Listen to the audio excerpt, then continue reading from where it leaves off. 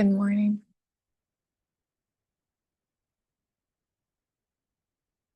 Beginning to take conscious breaths if you haven't already today.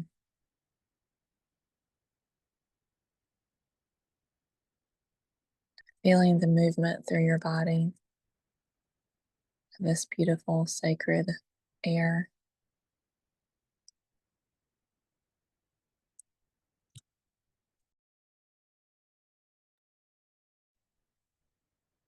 Becoming aware of your body, where it is in space, how it feels.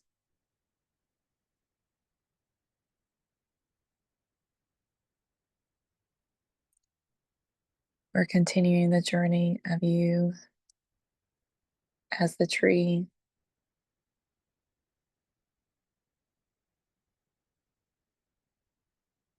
And this morning, we're asking you, as we did Laura this morning, to consider if you're near a window, near a tree, to open your eyes and look at one or two or three, and really look at them, not naming what they are, but noticing.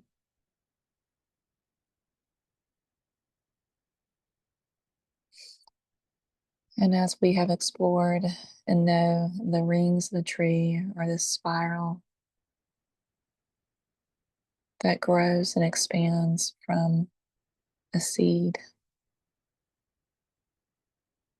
And within the seed, there is a spiral, be it tighter and more compact,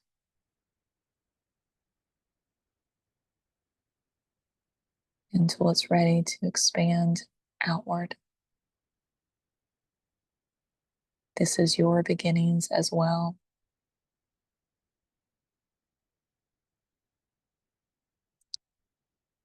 And as we see, and even in our mind's eye, imagine the inside of a tree every time you've seen the rings of a tree.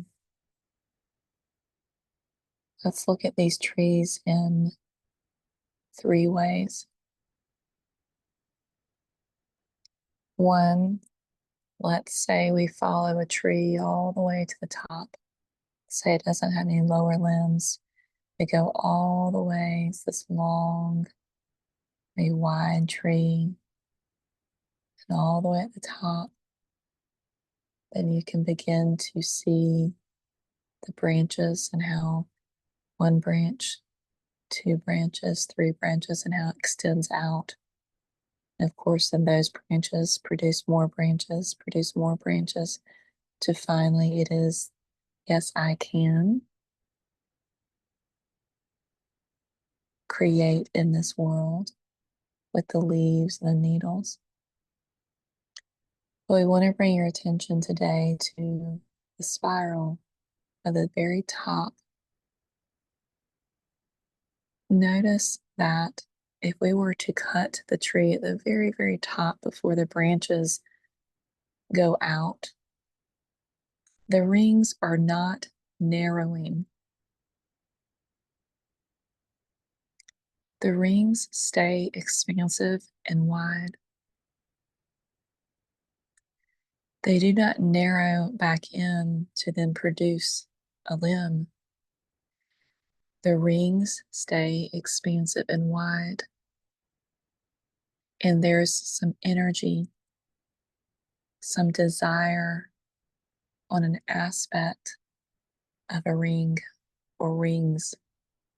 It may not just be one, it may be more than one, but there's energy, a desire to create, a desire to expand in a unique way than what it has been doing north to south. And so the rings do not narrow at the top. The rings move like fluid, water, and begin to move over maybe slightly to the left or to the right. But it does not narrow to do this. It stays expansive. And then the rings, that aspect of the ring begins to have movement and spiral and move and spiral and creates its own trunk, so to speak, what we call another limb.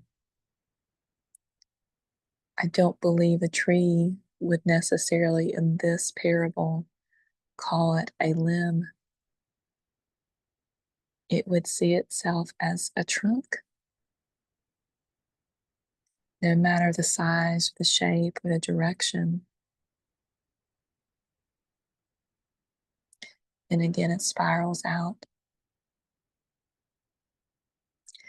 We then can look at a tree in a second way, of a tree that continues to spiral upward and out, north to south. But then we can see so far up a limb, maybe a lower limb, that has manifested itself to the side.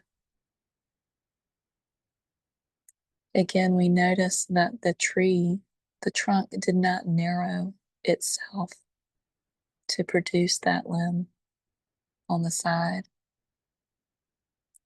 It continues to go upward, and there's, very similar to the top, an inspiration, a desire to create.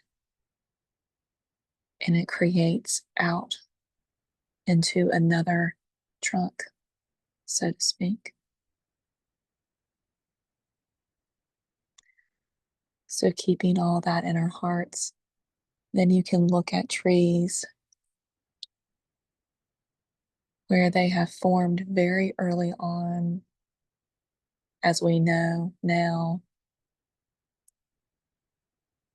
looks like dual, triple, sometimes more trunks at near the base, where it looks like it's like a twin tree, maybe one more narrow than the other, sometimes not. And we can see that it was this expansive part that it outgrew from this expansiveness. And we know that part of the tree would see itself as another trunk, not a limb, but a trunk. So taking this into your heart and being with this, remembering that you are a tree.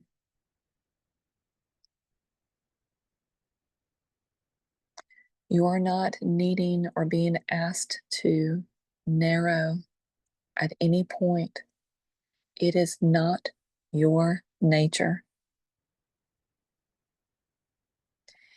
If culture has taught you to narrow, that is going against your nature. You are expanding always. And when there's another aspect, you are expanding from wholeness out and creating another trunk. Be it all connected to the same source, yes. But for today's parable, look at the limbs as trunks. It does not know itself as lesser. It knows itself as whole. Of course, we can see the tree as divine as God, and all of us, little or big limbs, or now we see it as trunks coming off one source. Yes. Everything, micro, macro, is the same. For you today, look at these trees today. Catch yourself calling them limbs for now, and seeing them as trunks, and seeing you as the tree and all of these other trunks coming outside, forming from the inside out. And narrowing is not your nature. It is not your nature. Trying to create from narrowing, from a constriction, from a withholding. I must get tighter. Can you imagine the trunk of the main tree that we're looking at, the main trunk that we're seeing right now? Can you imagine it saying to itself, we must come in tighter and be fearful in order to produce more off of our tree? No, it is in its wholeness of love and creativity, and it desires expansion and creates from wholeness, and with ease moves outward. You do the same thing.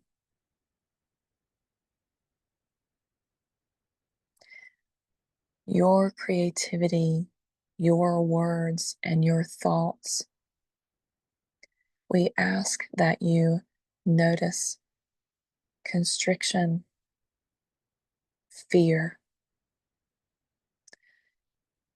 and then look at a tree near you and be reminded of you and your wholeness, and look at where the quote unquote limbs form. The tree knows no such thing as limits. It knows nothing as a limited limb. It knows all of these are trunks in its wholeness. And that is how it produces needles and leaves, because it knows it can. Be reminded of the expansiveness of a tree. It never narrows. It never narrows. It grows from the expansion. And you all listening today or in the future of this recording, go look at yourself as a tree.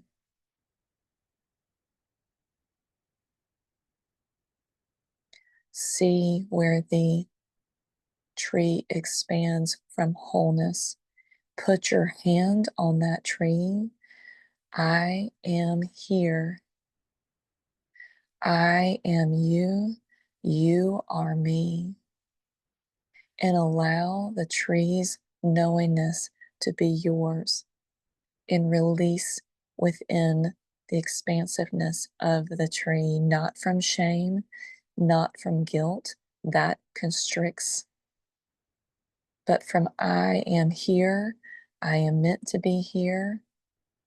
I am meant to remember because it is my true nature. Take a breath right now, wherever it lands. I am expansive.